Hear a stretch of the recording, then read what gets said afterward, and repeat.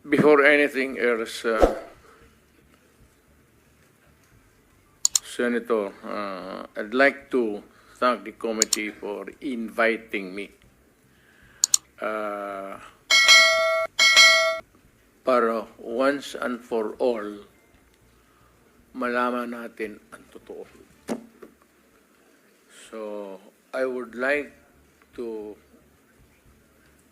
request sa inyo na huwag ninyo akong ituring president or kaibigan.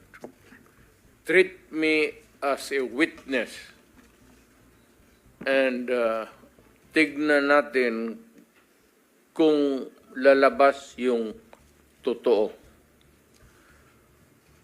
So, with your permission, at maraming salamat po sa inyong lahat for inviting me. I'd like to start. My mandate as President of the Republic was to protect the country and the Filipino people. Do not question my policies because I offer no apologies, no excuses. I did what I had to do. And whether you believe it or not, I did it for my country. The war on illegal drugs is not about killing people. It is about protecting the innocent and the defenseless.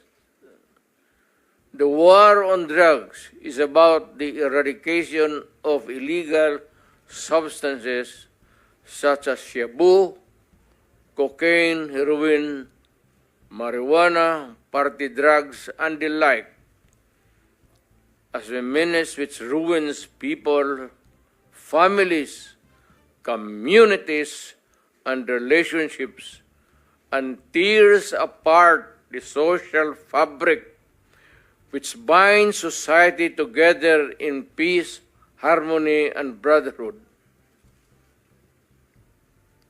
It is not unlike slogans which serves as calls for a better future, such as the war on waste, war on corruption, and war against climate change. I have always viewed people addicted to illegal drugs as victims and patients requiring medical help and not as criminals. That is why when the war on drugs slogan came into being, coined first as a message to the people of Davao City to stay away from illegal drugs, but at the same time, I had a drug rehabilitation facility constructed in Davao City, a city government expense, manned by Davao City government doctors, psychiatrists, nurses, and health workers, among others, to look after the complete rehabilitation of those addicted to illegal drugs. I believe then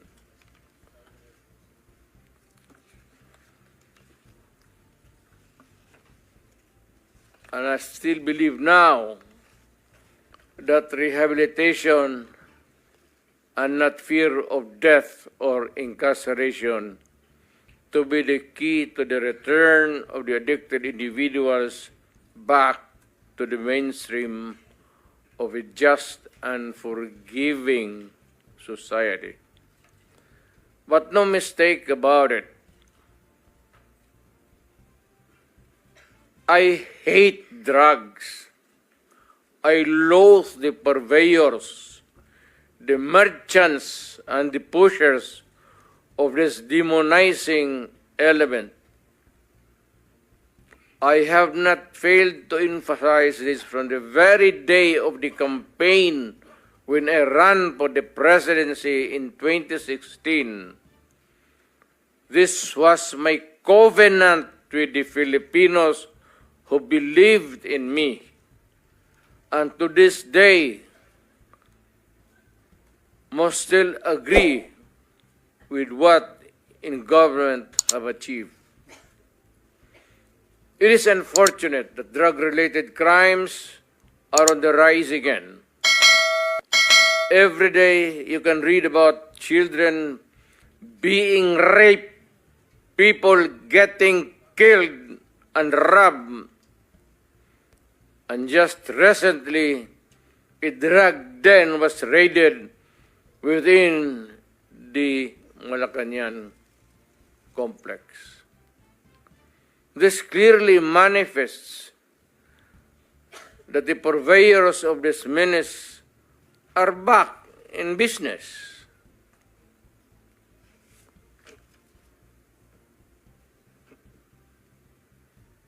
Ano? Gawain natin. The Filipinos are anxious and distressed. Self-preservation is still the first law of nature. It is instinct. It is recognized in our laws as self-defense. That is why I have always told the police authorities and operatives to be mindful of this basic law of nature. However, I tell them not to abuse their authority and power, and hindi ko talaga pinayagan yung abuso ng pulis o sundalo kailanman sa buong buhay ko and as mayor for so many years and as president, in the guise of protecting themselves. But when your very life is placed at risk and it can be snuffed out in a matter of seconds, then and only then must you act accordingly. Repel the aggression only in self-defense. Alam mo, matagal ako nagturo sa aming bayan sa Police Academy. When I was a prosecutor,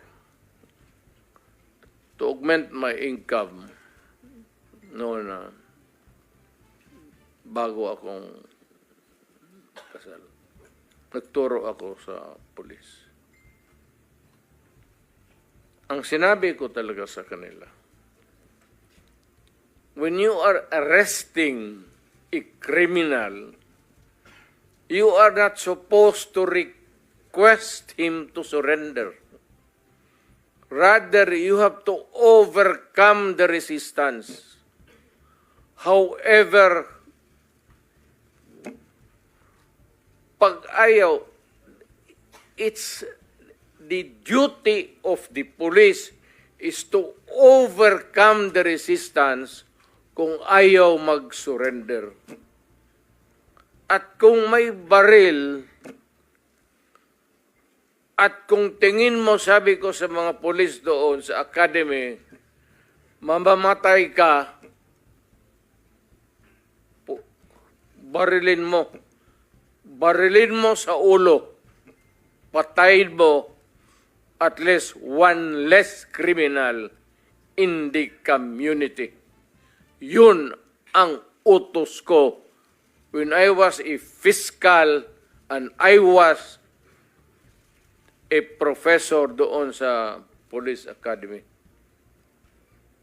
Yun ang turo ko sa kanila. No quarters given, no quarters asked. Criminal ito.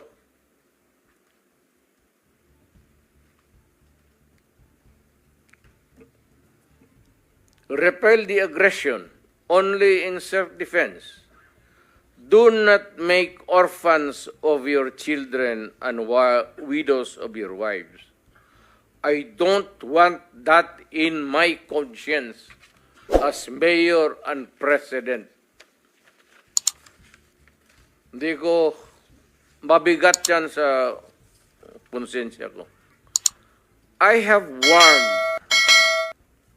but before that, my job as president was never easy, and it was not meant to be.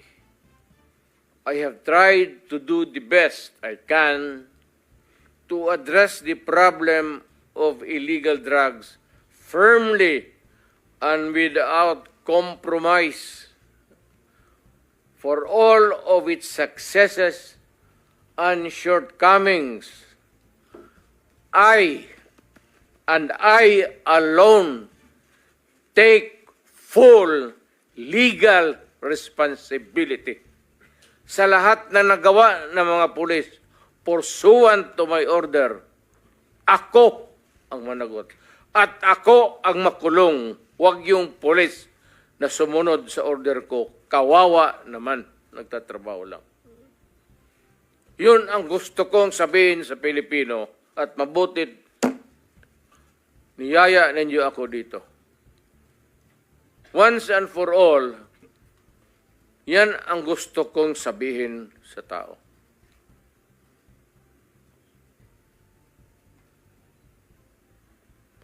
I have warned all of you as your president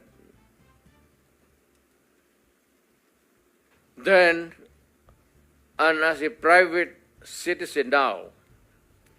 Drugs will destroy the Filipino. It will destroy my country. And I will never allow it. Baski ako empleyado sa gobyerno o private citizen, I will do what is necessary to protect my country, my community, at yung mga anak natin. This is a matter of principle. At papagkamatayan ko yan. Maraming salamat. I'm ready to answer your question. Thank you, Mr. President.